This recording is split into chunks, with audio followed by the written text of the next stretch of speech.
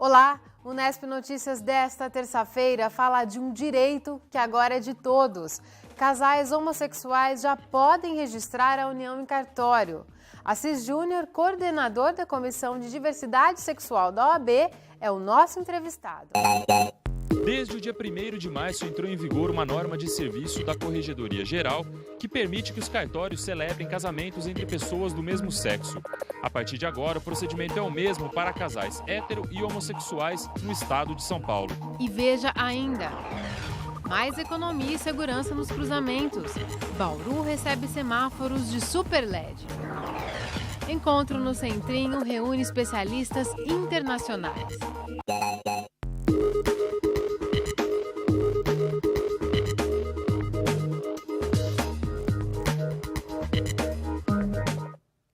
Quem dirige pelas ruas da cidade pode nem notar, mas uma nova tecnologia já está em funcionamento nos semáforos. Os faróis com lâmpadas de LED são mais econômicos e dão mais segurança para o trânsito. Uma das primeiras avenidas a receber os novos semáforos é a Duque de Caxias. Com o apoio da Indurb, equipes da CPFL fazem a troca de tecnologia. Os semáforos antigos têm lâmpadas incandescentes, que consomem mais energia e duram menos. Além disso, a luz do sol pode dificultar a visibilidade aos motoristas. Já a sinalização com as lâmpadas de super LED permite boa leitura, tanto durante o dia quanto à noite. A nova tecnologia é 90% mais econômica e tem maior vida útil. Segundo a CPFL, os semáforos instalados em Bauru são ainda mais eficientes do que os que utilizam o sistema LED comum. No caso desses últimos, se uma das pequenas lâmpadas queimar, é possível identificar. Já no Super LED, a iluminação do semáforo não é interrompida. A implantação faz parte do projeto de eficiência energética da CPFL. A CPFL, há vários anos, ela já mantém esse projeto de eficiência energética, que é inclusive uma exigência da ANEEL para as concessionárias, né, para buscar a melhor utilização da energia elétrica. Assim você evita aí novos investimentos em novas gerações. Então nós mantemos esse programa em várias áreas, em prédios públicos, em serviços de água, buscando aí colocar equipamentos mais eficientes, mais econômicos, né, com relação à energia, para trazer esse benefício para a sociedade. A inclusão da mudança nos semáforos no projeto da CPFL foi uma proposta da Indurb.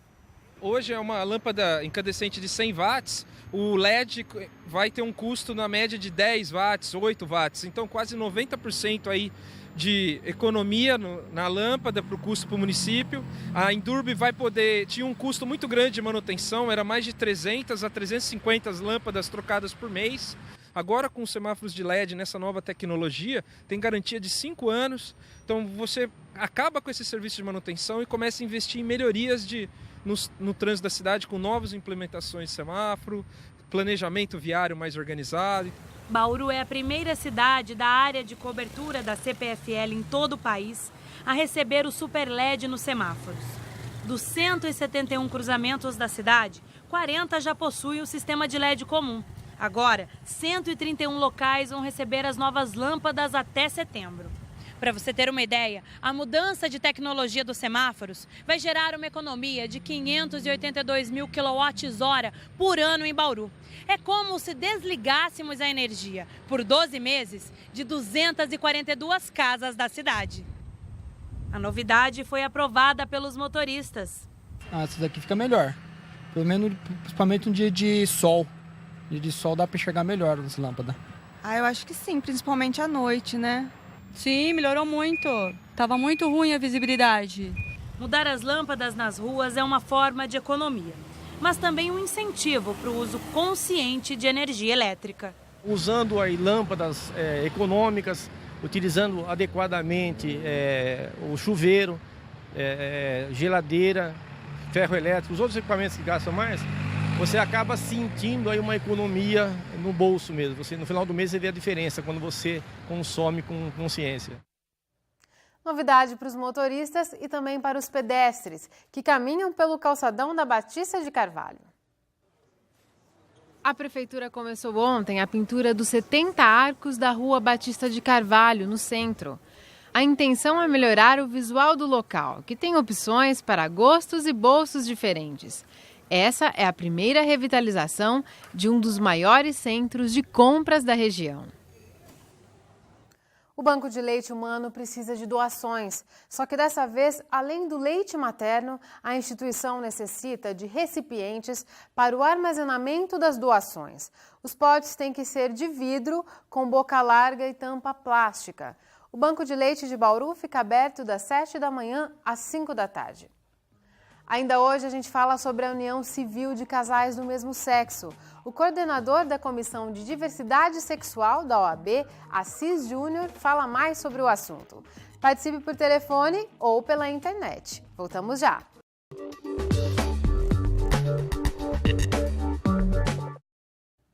Os carnês do IPTU de Bauru já estão sendo entregues. Os proprietários de imóveis têm até o dia 15 de abril para pagar o imposto à vista, com 10% de desconto. Caso o contribuinte prefira parcelar, a primeira cota também vence no dia 15. O IPTU pode ser pago nas casas lotéricas e agências bancárias. Se você não receber o carnê, a segunda via pode ser retirada no Poupa Tempo. Hoje é o último dia do verão, o outono começa oficialmente amanhã, às 8h02 da manhã. Veja como fica o tempo nesta quarta-feira. Nuvens carregadas trazem chuva a vários pontos do estado de São Paulo, principalmente na região nordeste. Amanhã as chuvas começam a diminuir e o sol volta a aparecer com mais força. Em Bauru pode chover hoje ainda, mas na quarta-feira o tempo deve ficar mais firme. Ainda assim, é possível que caiam pancadas de chuva no período da tarde. A umidade do ar está em 70%. Temos vento de brisa leve a 13 km por hora. A máxima subiu de ontem para hoje e ficou em 24 graus em Bauru. Amanhã pode chegar a 29 aqui e em Piratininga. Em Agudos, não deve passar dos 26 graus. Até o dia 4 de abril, a Associação Atlética da Unesp em Bauru realiza a campanha que vai doar brinquedos para o projeto Crescer. O programa atende mais de 150 crianças carentes de bairros da periferia de Bauru, promovendo atividades de lazer. Os brinquedos podem ser doados nas cantinas e na sede da Atlética no campus da Unesp. A entrega das doações será no dia 5 de abril. O Centrinho da USP recebeu no último fim de semana profissionais brasileiros e estrangeiros que atendem pacientes com fissuras no lábio e no céu da boca. A ideia do encontro é fortalecer a pesquisa e padronizar o tratamento no Brasil. Esses profissionais são fonoaudiólogos. Eles estudam casos de crianças com problemas na fala por causa de fissuras no lábio ou no céu da boca.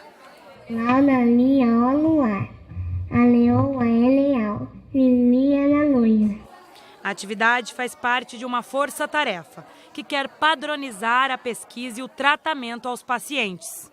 Nós estamos discutindo e tentando padronizar protocolos de documentação de fala, que inclui desde gravação da fala, gravação em vídeo dos pacientes e depois a análise dessa fala. Como fazer essa análise, que é outro aspecto muito importante e difícil de se fazer.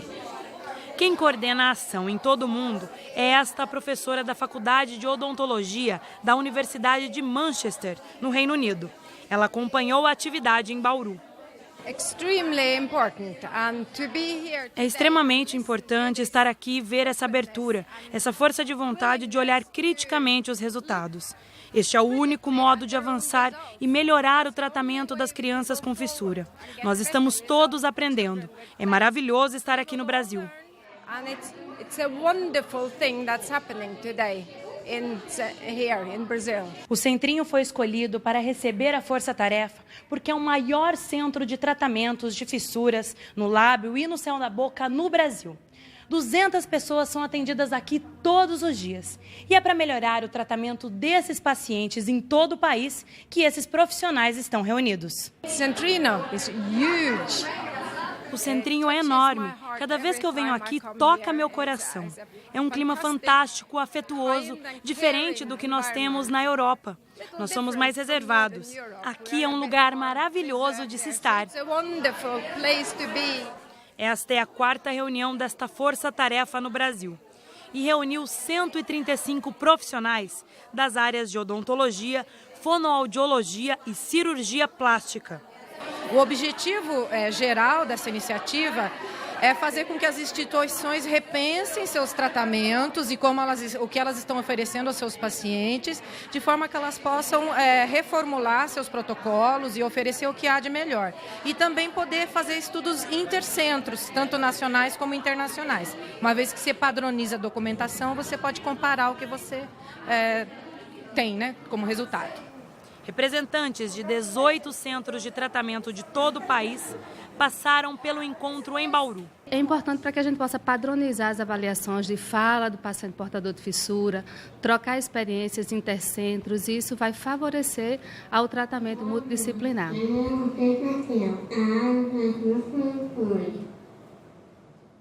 No próximo bloco, ao vivo, o coordenador da Comissão de Diversidade Sexual da OAB conversa com a gente ao vivo. Direitos iguais. Agora, casais do mesmo sexo podem casar no civil.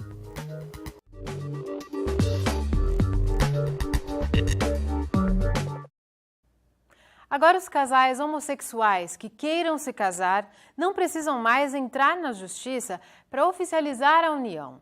Desde o começo deste mês, os cartórios paulistas tratam o casamento entre pessoas do mesmo sexo e de sexos diferentes da mesma forma. Foi pelo menos um ano de luta para conseguir esta certidão.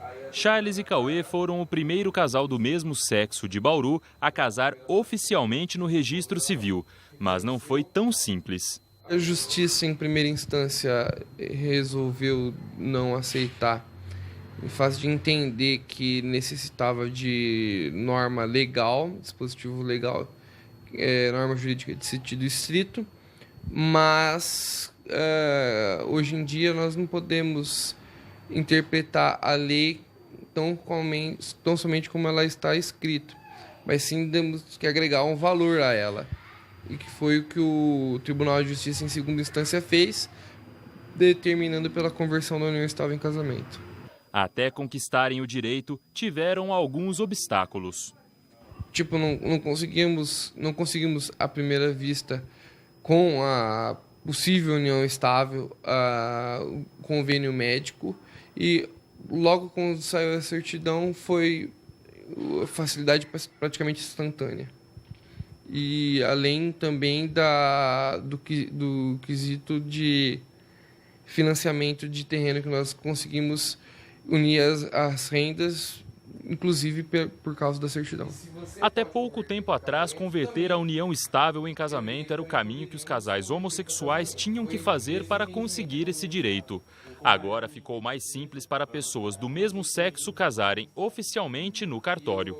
Desde o dia 1º de março entrou em vigor uma norma de serviço da Corregedoria Geral que permite que os cartórios celebrem casamentos entre pessoas do mesmo sexo. A partir de agora, o procedimento é o mesmo para casais hétero e homossexuais no estado de São Paulo. O casal dá entrada no pedido em um cartório de registro civil, que é publicado em um jornal local e tem prazo de 15 dias para protestos. Se não houver impedimentos, o casal tem 90 dias para assinar os papéis. Em Bauru, o custo é de R$ 300,55. Com a nova regra, os casais do mesmo sexo terão mais facilidades com a certidão de casamento do que apenas com a comprovação da união estável. Antes de ser introduzidas as normas da Corregedoria, as pessoas do mesmo sexo se dirigiam ao cartório, se habilitavam, e para que fosse dado como realizado o pedido de conversão de união estável em casamento, era necessária uma autorização do juiz corregedor permanente. Mediante as decisões dos tribunais, a Corregedoria do Estado de São Paulo introduziu um item em que pode ser requerido em cartório por pessoas do mesmo sexo ou casamento ou a conversão da união estável em casamento. Charles e Cauê não tiveram tanta facilidade. Mesmo assim, como já possuem o registro, estão felizes e fazem planos a dois. A gente está financiando um terreno para construir uma casinha, né, pra gente, porque é o sonho de todo mundo também. Nós vamos falar mais sobre o que muda para os casais homossexuais com a possibilidade do casamento em cartório. Recebemos o advogado Assis Júnior, coordenador da Comissão de Diversidade Sexual da OAB de Bauru. Assis, muito obrigada por sua presença aqui no Nesp Notícias. Obrigado pelo convite, Larissa. Assim, só para a gente recuperar então, essa possibilidade do casamento no civil, ela veio por causa dessa norma que foi publicada pela Corregedoria Geral da Justiça do Estado. Então, os cartórios foram comunicados de que eles fazem agora o casamento de casais homoafetivos igual aos casais heterossexuais, é isso? Exatamente. Essa norma foi publicada no final do ano, em que foi incluído um item na norma da Corregedoria autorizando a aplicação das mesmas regras da união estável e do casamento para as uniões heteroafetivas, também para os casais homoafetivos. E é uma certidão de casamento comum, como as outras que a gente já conhece? Não há diferença nenhuma. Os requisitos são os mesmos e o papel que eles vão receber é o mesmo no final. E na prática, Cis, o que esse registro civil do casamento representa para esses casais? A que direitos eles passam a ter e a gozar agora com essa certidão de casamento? Então, a partir do casamento, o que a gente altera é o estado civil, né, que eles passam a ser casados, diferente da união estável em que não há essa alteração de estado civil, eles permanecem solteiros, e há uma facilidade na prova dessa união. Então, você, a partir do momento que você precisa comprovar que existe essa união, você simplesmente apresenta a certidão de casamento. Já no caso da união estável, há um pouquinho de dificuldade para que você prove, porque ela é uma situação de fato, não existe nenhum documento comprovando aquela união. Essa é a diferença entre os dois institutos. E você me explicava que ela pode gerar questionamentos no futuro, no caso da união estável. Exatamente, porque a partir do momento que você faz uma escritura de união estável, isso comprova que naquele momento e há algum tempo atrás, vocês estavam juntos, mas não necessariamente daqui 10 anos esse casal continua junto.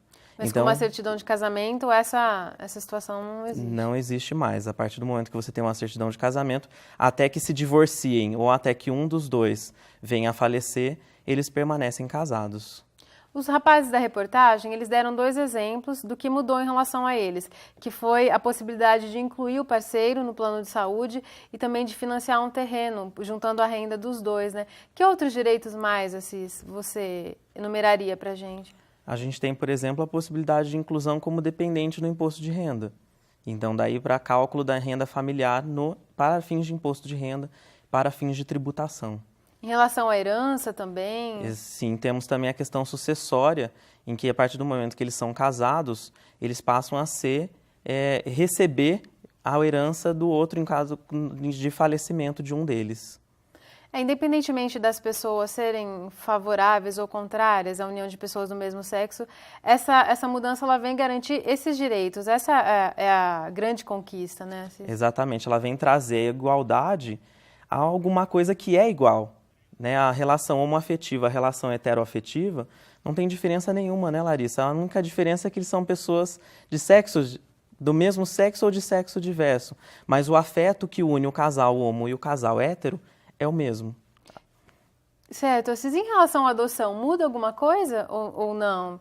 A gente já tem conhecimento de casais homoafetivos que adotavam crianças. Agora fica mais fácil com essa mudança? Eu acredito que isso vai facilitar um pouco o processo de adoção. Né? Embora siga um regramento próprio da lei de adoção, com relação à fila e com relação a preencher os requisitos, estudo psicossocial, tudo, há uma facilidade na aceitação para que os casais homoafetivos possam vir a adotar uma criança. Isso, com certeza, no futuro nós vamos ver coisas melhores daqui para frente. E vamos ver menos crianças em lares, né? E essa possibilidade, só para destacar, de se casar no civil aqui no estado de São Paulo, começou a valer no início deste mês, mas São Paulo não foi o pioneiro no Brasil, né? Não, São Paulo foi o 6º estado a regulamentar. Por incrível que pareça, o Nordeste começou antes da gente. Mas estamos avançando bastante, já somos 6 estados, incluído São Paulo, que já regulamentaram a questão e que já equipararam o casamento de pessoas do mesmo sexo a pessoas de diverso sexo. Eu queria que você comentasse, Assis, essa iniciativa da OAB aqui em Bauru em criar essa comissão da diversidade sexual que você coordena. A comissão ela é criada a partir do momento da necessidade da própria cidade, de que esse tema seja tratado de forma especializada, para que a gente tenha dentro da OAB pessoas interessadas na área, interessadas em se aperfeiçoar nesse campo, nesse ramo novo do direito, que é o direito homoafetivo, e também para que você tenha uma melhor prestação de serviços à própria sociedade, para que a sociedade receba uma melhor prestação de serviços por parte dos advogados e por parte de outros profissionais que venham a fazer parte também da Comissão da Diversidade Sexual. E a comissão é bem recente. A comissão foi criada agora em fevereiro e estamos começando as atividades ainda, com a primeira reunião que será agora no início de abril. Em relação a outros países, você me explicava que o Brasil tem avançado muito nessa área, né? A gente acredita que o Brasil não é muito avançado, mas por incrível que pareça, ele é. A gente tem uma aceitação muito maior ao movimento LGBT em razão das paradas da diversidade, de um judiciário um pouco mais ativo, não tão temeroso em conceder direitos aos casais homoafetivos.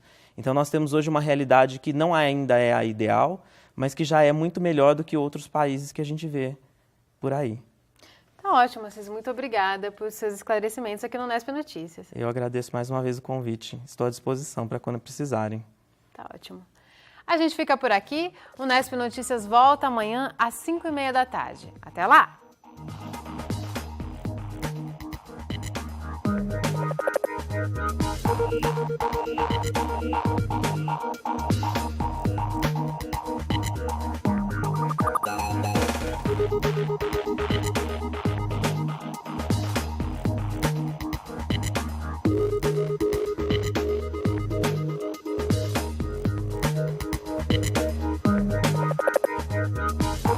Thank you.